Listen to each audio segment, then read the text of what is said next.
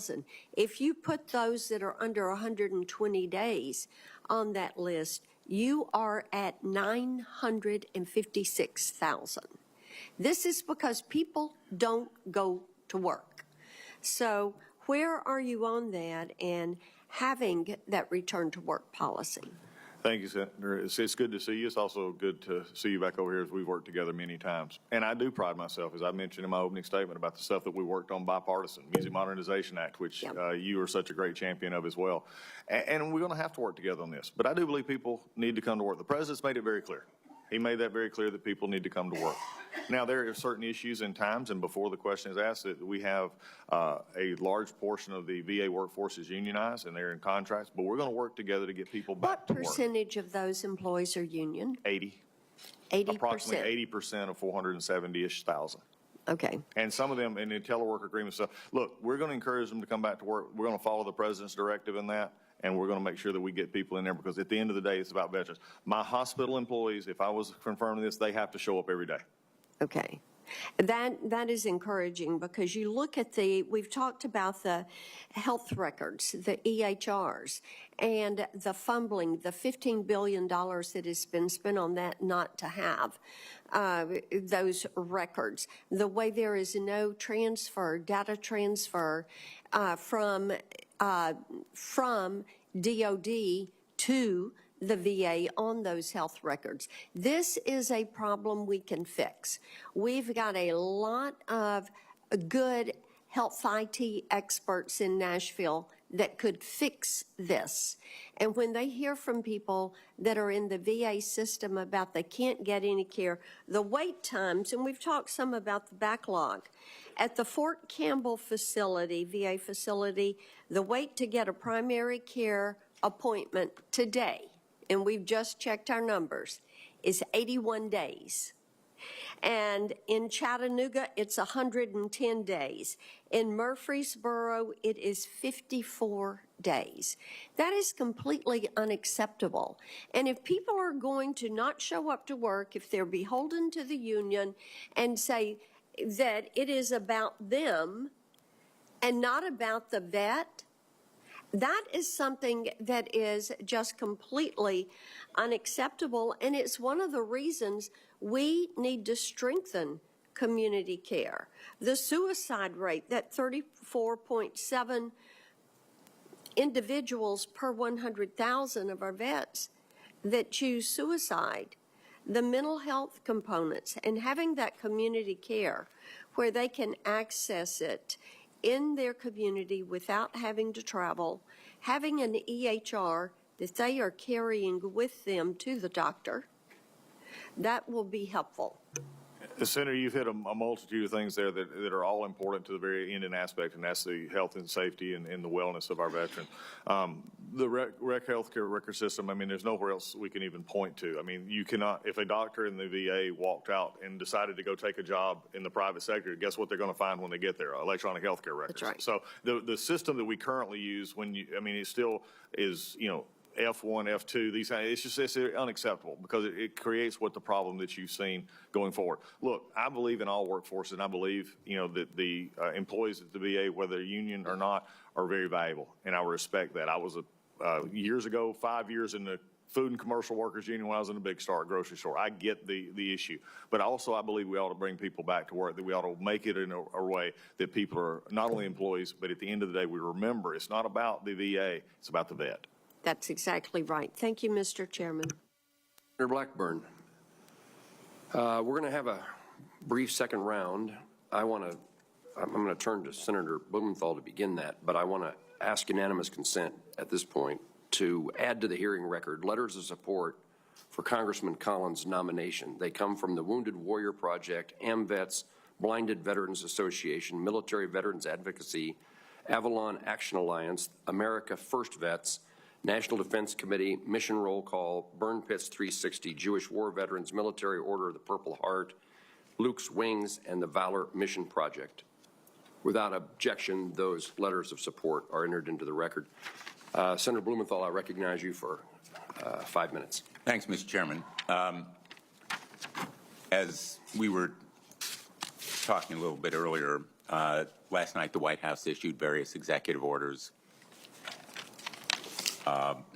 Some of them dealt with a federal hiring freeze, a freeze on regulations, and other issues. We're still reviewing them in my office. The issue of a workforce hiring freeze memorandum claims that it will not, quote, adversely impact the provision of Social Security, Medicare, or veterans benefits, end quote. I'd like to know from you, what does that mean in practical terms about the employees who deliver veterans health care or work in cemeteries? Does this language exempt all of the VA's positions from a hiring freeze? I think, Senator, we're still like you examining that, but we support the president's initiative here in the freeze. But also, I take, as far as what it says, I'll take it at the words that's on the paper, and that's not going to affect it because we have people doing those benefits packages right now. We have people working at that. And the implication would be that adding more people would fix whatever the problem is. I'm convinced right now that the workers and the benefits, we need to make better efficiencies with what we currently have. So I support that. Yeah, that's not reassuring to me because I'm asking not about the VA employees who work on benefits. I'm asking about the folks who are in the hospitals, in the care facilities, at the cemeteries. They're not dispersing benefits, they're providing care. And as you well know, there are extraordinary problems in recruiting and retaining the doctors, the nurses, and filling their ranks where there are openings right now. So the explicit language of that memorandum seems to include them in the hiring freeze. Going by the way you've worded, I will say this. So hiring freeze in the wording that you use, and I do not have this before me, so I'm not going to comment completely on it. I do not have it in front of me. I'm going off of the memory, and we're still examining that as well. I can assure you President Trump is in this executive order is to get assessment on where we are with our employees. It is not to take away from anything that is currently there in future. And the way that your question is worded is implying that they would not be there to do the veterans health care, the cemetery work. That's going to continue. This new hire freeze is not there. We may not at this point bring in a new person tomorrow unless we need it, but this is where we're at. And I think what he's done is to get an assessment on where we are. Well, you and I are trading a lot of words. Let me come right to the point. I'm asking you to fight to fill the openings, not a hiring freeze, in the ranks of the doctors, the nurses, the attendants, everybody who works in care facilities or in veteran cemeteries, rather than leaving those positions open because those folks are needed to care for veterans. Will you seek an exemption to the hiring freeze for those positions that concern veterans care, including the Veterans Crisis Line? I will take everything that you've said into consideration and understand that the freeze and export the executive order, while at the same time, if confirmed, be willing to make sure that there's nothing missing in the process. We may, as you said, we're sharing words. I think we're saying the same thing. Well, no, we're not. With all due respect. I respect that. This is going to be a first test of your leadership. Whether you fight for an exemption in the hiring freeze for the non-veterans benefits employees who are needed to care for veterans at medical facilities and other places, including the Veterans Crisis Line, rather than have them covered by that hiring freeze. Senator, I view this as not as a test of what I will do. I believe it is a test of two different assumptions and assuming that just because there's opening that there's an actual need at that point that makes a veteran miss their benefits of health care. I think we're coming at it from two separate perspectives. There may be openings, but there was openings yesterday. There was openings last week. This is simply looking at ahead to say where we're at this point. I think we're coming at this as two separate perspectives. I respect yours greatly. But I think what we're going to see is no one on the veteran health care side is going to miss their health care provider because of this new hire freeze. The president is doing a prudent step as he comes into office to make sure that we have a good handle on what we've got and going forward. I will always fight, Senator, and I've told you this in your office and I'll tell you again here, for what we need at our facilities. But I'm also not going to fight for issues in which I believe that I've not had a chance to study and make sure that this issue is taken care of. I do not believe this is going to have the impact that you're having, because I think we're coming at it from two different perspectives. Well, I will just say, I don't want to get into an argument here, but there are possible openings where, let's say, the head of the West Haven VA facility says, oh, well, we don't need to fill that position. Yeah. But there are also openings where the director of the facility is saying, we need more nurses. No. We need more doctors. We need more mental health care. You and I have talked about this Yes. issue. You can't provide veterans health care without the people, the skilled professionals to do it. I appreciate And it. I hear you saying if there's an opening, it means that we don't need somebody for that opening. No, I think, Senator, just a general reminder, last week, Secretary McDonough could have filled those positions. He chose not to, or couldn't find anybody. Well, this is a he new, may have wanted to, and you may have talked to him about, but it's not easy to fill those positions. And Senator, They've that's worked why we're hard to taking a fill. perspective of where we're at. And again, I appreciate that. We'll work on this together, but I respect what the president's done. I think it's a prudent step looking forward, and that the health care is not going to be compromised in that process. I support that. Let me move on. Will you commit to expending every effort and every dollar to reach every veteran at risk of suicide, including those who are not now enrolled in the VA system? Senator, that's the easiest question you've asked all day, and I appreciate it. No, yes, I will do everything possible. This from my heart, and you've heard it mentioned, there's nothing more sacred to me, or my perspective, and my faith, and my God, that everyone is made in the image of God and deserves life and encouragement for that. I think we need to actually have more any way we can to reach that person. As someone who's been on the other end of that line, when somebody called me and said, Chap, I'm ready to end it, there's no worthy, I'm not willing to let anybody go by, because I believe in the inherency of life and the grace that was given to me. As you know, the rate of firearm suicide is significantly higher among veterans than non-veterans. And so will you commit to looking for ways that firearms-related suicides can be reduced? I'm committed to looking at any instrumentality that takes the life of one of our veterans. On the issue of homelessness, is there more that can be done to prevent or address veterans' homelessness? Yes, there's many things that need to be done, and I think we've got to look at it from a cross-government approach, not only just with the VA, but with HUD, also with HHS. There's many aspects I don't think we're touching at this point. So for me, it is, again, about how do we make the best resources of the limited funds that come from our government. You've been asked, and I think you've answered, and I don't want to repeat this issue, whether you will continue to abide by the VA rule concerning abortion, counseling, and care in cases of rape, incest, life, or health endangerment of a pregnant veteran. Will you commit that you will inform this committee if and when you begin reconsideration of the present rule? I will keep this committee informed. The chairman and the ranking member will know any discussions and decisions as we get toward that decision. As you begin consideration, Yep. You'll let us know. We'll get into that when we get in there. I'll keep the committee informed of things that we have going on. I have to get in there first, if confirmed by this committee, which I'd hope to earn votes for. We'll see what we got when we get there. And let me just ask you finally, and I appreciate the chairman indulging this additional time. Despite your earlier commentary about me. Well, I don't see anyone waiting to, I'm sorry. I apologize to Senator King. Just one more quick question. The PAC Act, as you know, established the Toxic Exposure Fund to pay for extended and expanded benefits without impacting other non-defense discretionary spending.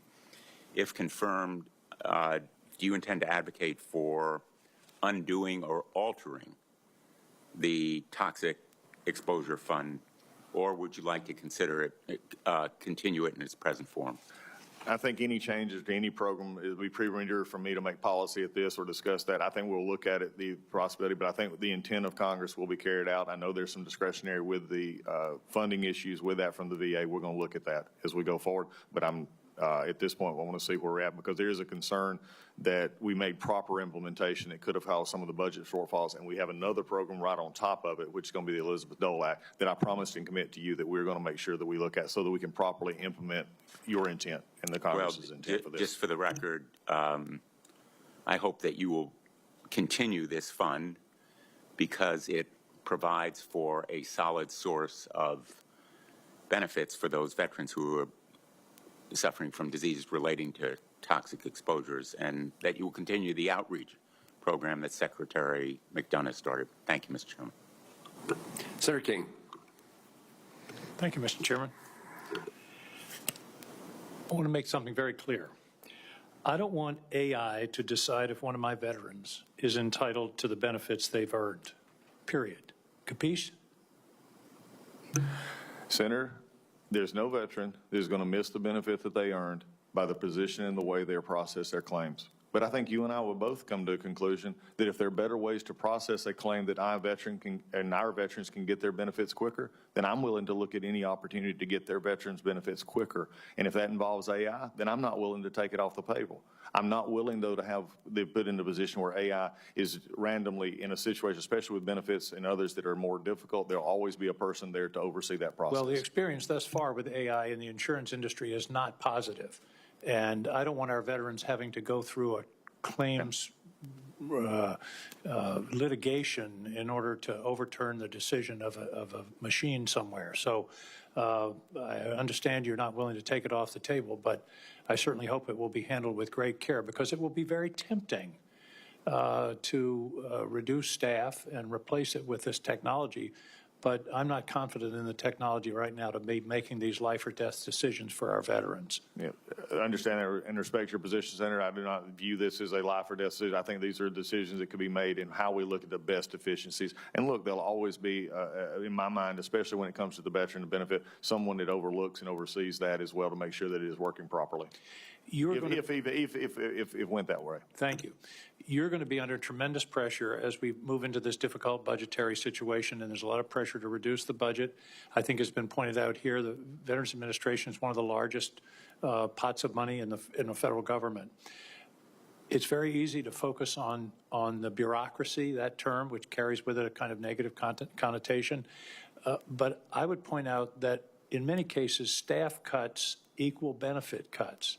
Because if there's nobody there to answer the phone, or if the process is delayed to the point where the veteran dies or just gives up, that's in effect a benefit cut. So as you're under this pressure, and I believe you will be, I hope you'll take care to balance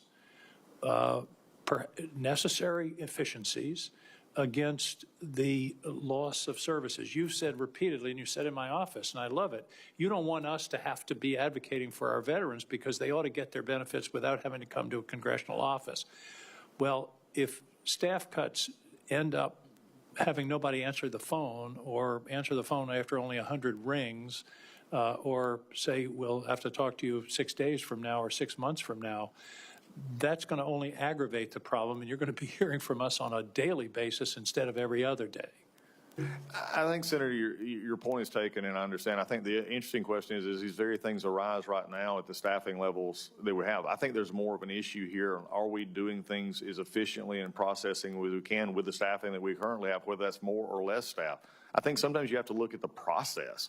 I mean, why is it that we're back up at 250,000 backlog of benefits when we've had $130 billion in increase in funds and 70,000 employees?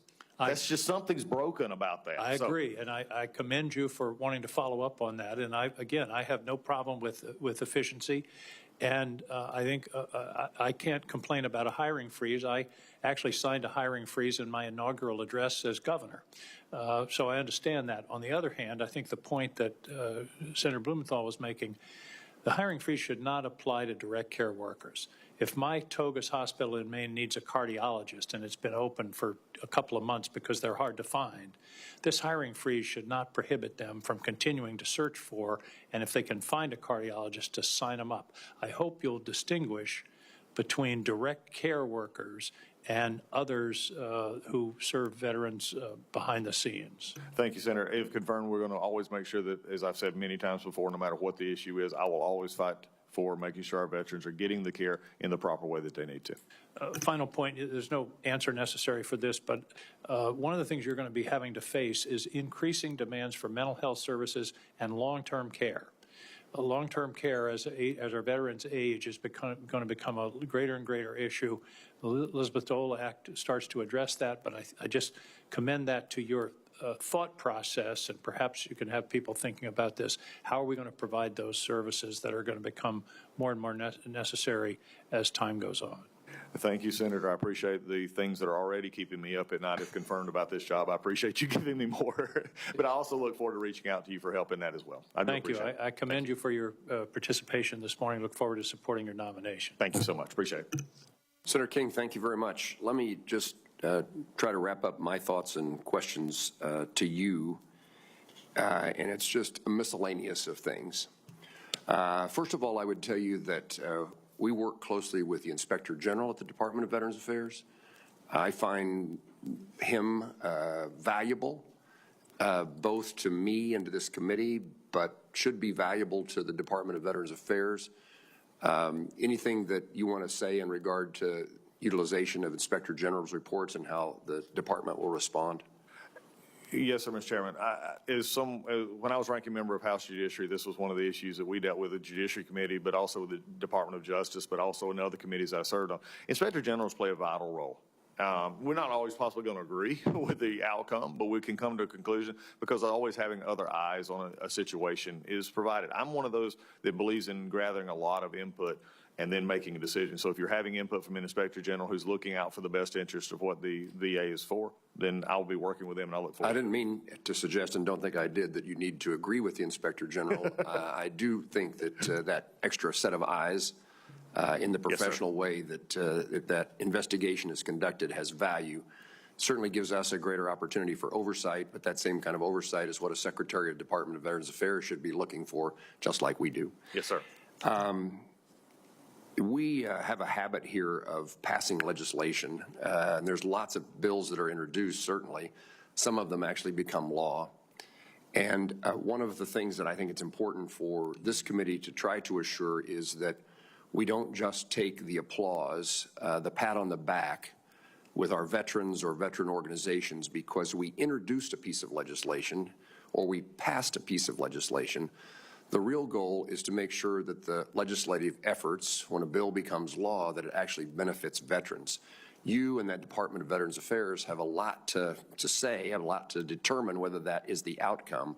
But I see it as our responsibility, this committee's responsibility, to see that the laws that we pass actually have the outcome, the intended consequence that we were seeking when we decided by a majority vote in the House and a supermajority vote in the Senate that this is something that matters and will make a difference in veterans' lives and well-being. So implementation, I'm saying this perhaps for the benefit of the committee more than you, but we ought not be satisfied with the outcome of our work with the passage of a piece of legislation.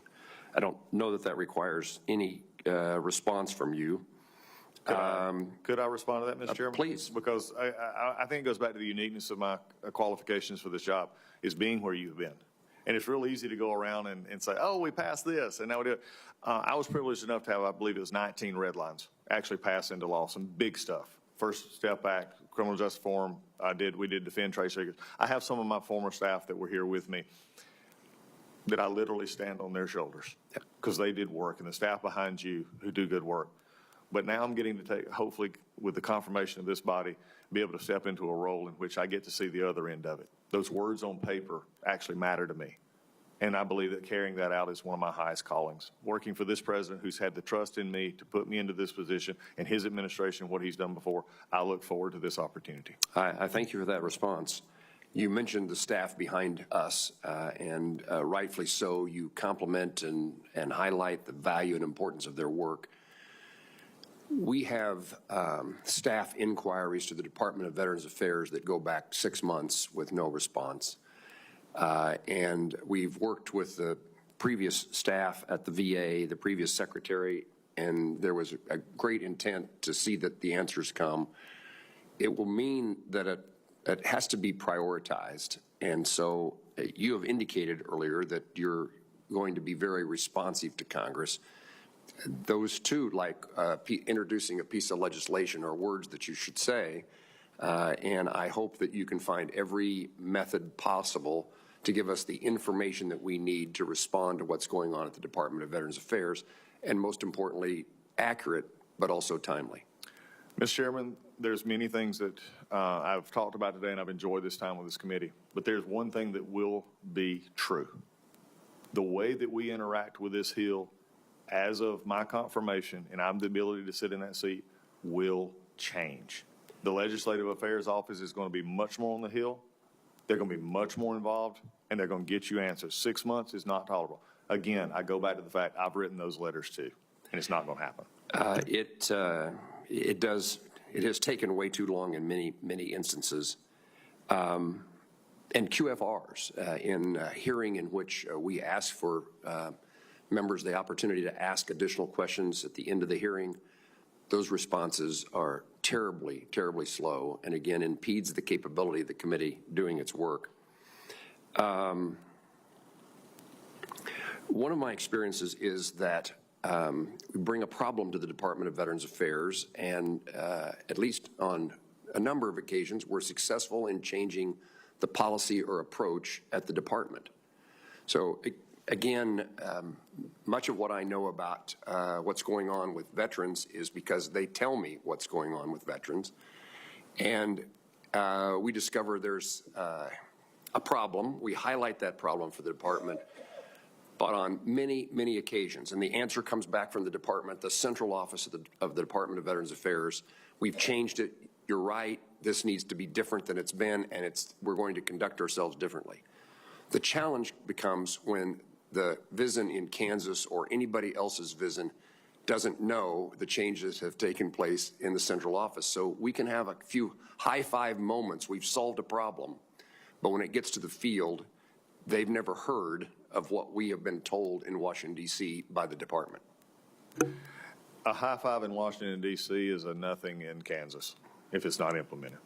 Look, that's one of the things I'm excited about. I come to this in a new position as well. I've been been a part of the Hill, but also media and social media. Look at the applications that are out there now that we can tell the good. You're going to see the department is going to hear from me directly. It's not going to come through memos. It's not going to come from me sitting behind a desk on Hyatt Central Office. It's going to come from me through videos that are going to be on our social media. It's going to be through emails that we're going to send, encouraging them to know this is my direction. They'll hear from me. That if we're still getting, that the idea that a veteran has to call their congressman or their senator for help, that we're missing the mark somewhere. They're going to hear it directly from me. And here's the other thing. They're going to see me. They're not going to have to wonder what I'm thinking, because all of a sudden I may just show up at their hospital. I may just show up at their CBOC, and we're going to talk about it, and we're going to make sure that our veterans are getting taken care of.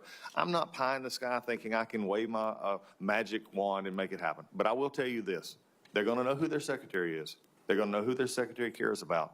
And it's that veteran that is in the system now, and that veteran that is to come, and that veteran that has gotten out and for some reason flipped through the cracks and does not know that they have benefits of life. And if they choose to take those, then they're going to be there for them, or they're going to have a veterans office that is waiting for them.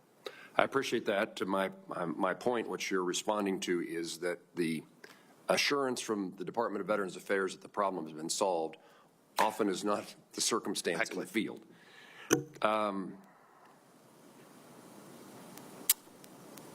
One of the things that this is in the management aspect, and then maybe this is an issue or a challenge because of employment agreements, but it is not infrequent in which we bring a specific instance in which bad behavior, malfeasance, malpractice, insubordination. A list that could be long of errors and mistakes made by someone who works at the Department of Veterans Affairs in the field. And the response ultimately, if you ever hear about what happened to that person, that employee, is we transferred them to another hospital. That can't be reassuring, shouldn't be reassuring to anyone. And maybe there's some impediment that makes it, can't be impossible, makes it difficult to actually fire someone. And the instances here are not like employee grievances. It's not like mismanagement in the sense of how do we get along here. These are egregious circumstances in which terrible things have happened to veterans. And this response is never you're out of here. At least that, if that's the response, it rarely happens in the end. So my point, which I don't think I explained very well, but the point is there has to be a better disciplinary circumstance in those extreme cases other than you are transferred to another facility. And that is for the well-being, safety, and importance of the veterans who are served by the Department of Veterans Affairs. Senator, I couldn't agree with you more. The concept of failing up is not a concept that I abide by. I'm a military person. I'm someone who's also employed people outside the government as well. But failing up is not an option. You don't fail up. And we're just because what we would do is I will work within any agreements, employee agreements, collective bargaining. But if you're putting a veteran health and safety at harm, I will make sure the department will get rid of you, and we are willing to do whatever it takes to do that. Because here's the deal, and I don't think there's any senator or congressman who would disagree. If that happens, you shouldn't be there. We'll do everything within the agreements to make sure their processes are followed, but I will not tolerate it. And that then in turn makes our better employees even better. You highlighted that point, and I was going to compliment you on it, that a culture, a sense of well-being of the employee, that it's a safe and valuable job, and that you're doing good work is hugely important to the success of the Department of Veterans Affairs. And if other employees see that some employees get away with bad behavior, it diminishes the value and joy of working there. Senator, I agree. There's an old saying that I ascribe to. There's two ones that I look at, and one will be on my desk if confirmed, and it says if it goes wrong, it's my fault. If it's a little bit okay, it's everybody, and if it's right, it's everybody else's, so we lift everybody up. But understand, when you have employees that come to work every day doing it right, and they feel like they have to carry a coworker along, after a while, they don't want to carry the coworker anymore. They just rose to the level. They go to that level. We're not going to tolerate that.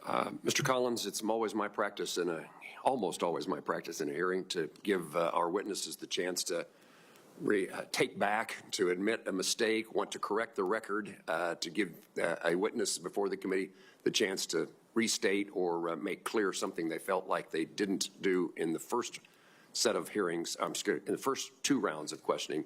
Anything you'd like to add to the record today? No, Senator, I just want to appreciate the time, Mr. Chairman, Ranking Member, Mr. King, and all who have stayed and come by. I've enjoyed the answers. I've enjoyed the questions. We're not always going to agree, but I will guarantee you I'll always listen. I will always be a part and to take this job very seriously to make sure that at the end of the day our veterans are taken care of. And if anything, I will say the only addition I will have is I'm thankful for the ones sitting behind me, for my wife and my children, my father who's watching, and for those future employees, if I'm blessed enough to be confirmed by this body, let the veterans of the VA know that we're coming to make a difference, and we're going to be there to support you. Mr. Collins, thank you. Let me see anything that we're missing. Okay. Each member will have 5 legislative days to revise and extend their remarks. In addition, any member who would like to send a question for the record to Congressman Collins should do so. I don't know why we say as soon as possible. We actually need it by the end of business today. We have a executive session of this committee scheduled for Thursday.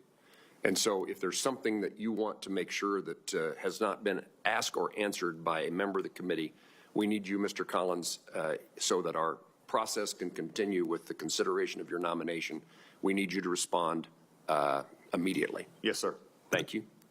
I would just join Mr. Chairman in thanking you for the hearing and thanking Congressman Collins for your testimony here today, which I think has been very frank and forthright and very helpful to us and really appreciate your candor and look forward to a working relationship where we're always candid with each other.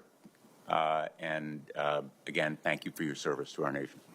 Senator Blumenthal, thank you. I, again, look forward to working with you in the next 2 years on this committee and see if we can accomplish good things for those who serve our country. Thank you. The meeting is adjourned.